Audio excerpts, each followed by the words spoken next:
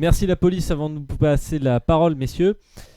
Et je vous parle des États-Unis. J'avoue que c'est un sujet qui m'a été inspiré en lisant le JDD ce matin, puisque le JDD nous parle, je cite le titre, Le Paris 2020 de Joe Biden.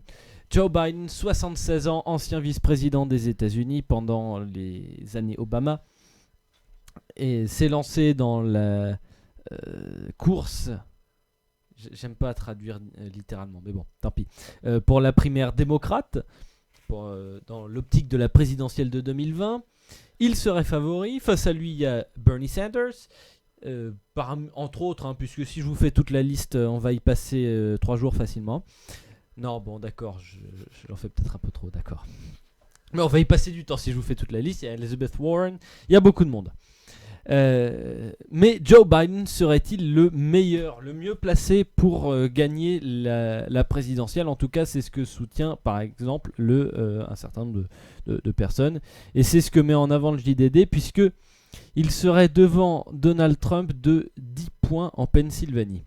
La Pennsylvanie, c'est un des swing states et un des swing states les plus importants de tous les swing states existants.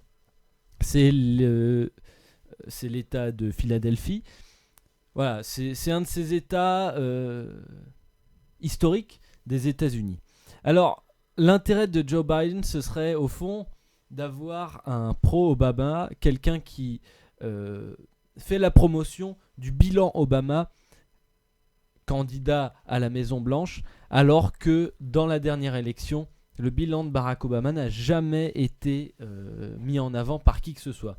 Hillary Clinton ne l'a pas défendu, en tout cas à la marge, et Bernie Sanders non plus. Et je ne cite pas tous les autres candidats démocrates à la primaire. Ce serait peut-être ça sa force, au fond, revaloriser le bilan de Barack Obama face à un Donald Trump qui n'arrête pas de détruire ce qu'a fait Barack Obama.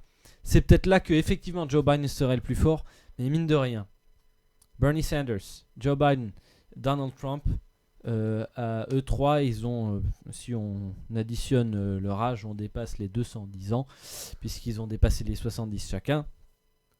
Peut-être un petit peu dommage de succéder au plus vieux président des États-Unis jamais élu, par de nouveau le plus vieux président des États-Unis jamais élu. Ça laisse moins de place à la jeunesse. Elizabeth Warren n'est pas toute jeune non plus. Il reste quelques jeunes démocrates qui ont été élus. Mais là encore, une fois de plus, eh bien, rien n'est fait, rien n'est joué. Et vous le savez, les élections américaines, c'est toujours passionnant parce qu'on peut s'attendre à beaucoup de choses, mais il ne se passe jamais ce qu'on veut. Pour noter, Trump reste quand même le candidat du Grand Old Tea Party. Exactement. C'est GOP. C'est ça. Grand Old Party. Grand Old Party. Ouais. Qui est c'est un des acronymes anglais américains pour désigner le parti républicain.